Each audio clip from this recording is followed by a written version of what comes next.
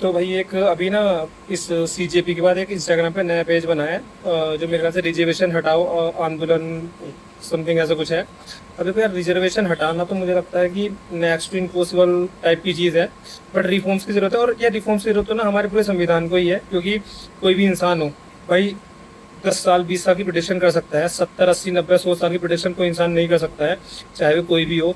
जब वो हमारे जो देश की संविधान कमेटी थी उसने संविधान बनाया तो उन्हें भी नहीं पता था कि भाई कंप्यूटर इतना आगे बढ़ जाएगा, एआई आ जाएगा, ये सब आ जाएगा।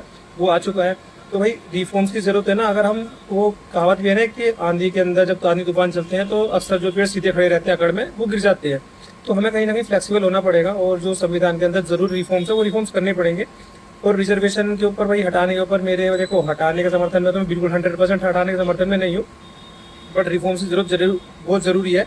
जिसमें मेरे अगर देखो तो मोस्टली दो सजेशन है। एक तो भाई ये है कि वुमेन रिजर्वेशन भी ये ज़रूरी है, क्योंकि भाई अगर आप किसी भी बड़ी कंट्री को देखोगे, अमेरिका को देखोगे, चाइना को देखोगे, तो वहाँ पे एटलीस्ट जीडीपी के अंदर 20% contribution most of the cases में वुमेन्स की तरफ से आता है। बट हमारे यहाँ वो मुश्किल से है, मैंने चेक नहीं करा, बट 2 या 3% के आसपास होगा। तो हमारे देश की आबादी अगर 100% है और उसमें से आधी लड़कियां, 50 भी नहीं तो अगर हम 40 45% लड़कियां भी मान लें, तो वो सीधा सीधा तो एक तरह से थाली बैठ के खा रही हैं, उनका कोई कंट्रीब्यूशन तो है नहीं। तो हमें कुछ ना कुछ ऐसी सब्सिडीज लानी चाहिए।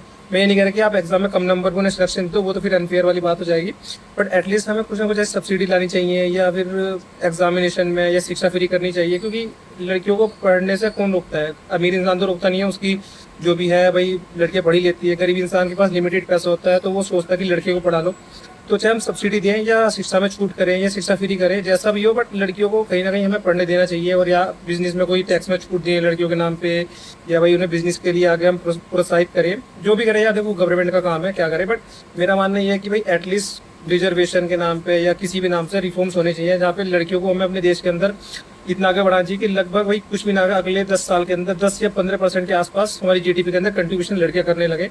दूसरा मेरा ये है कि रिजर्वेशन के ऊपर, देखो रिजर्वेशन आया क्यों था कि भाई जो एसटी समाज या एससी समाज के लोग हैं उनके पास जो है वो संसाधन नहीं है। वो जो संसाधन स्वर्ण समाजी लोगों के पास है। तो अगर संसाधन की बात है तो आप भाई शिक्षा फ्री कर दो उनकी। भाई आप 1000 रुपये लेते हो किसी भी जनरल कैटेगरी के आदमी से फॉर्म भरने के, उनसे 200 रुपये लेते हो, मैं अगर 200 ही मत लो, आप फ्री कर दो उनकी जो फॉर्म है, उनकी जो शिक्षा है वो फ्री कर दो।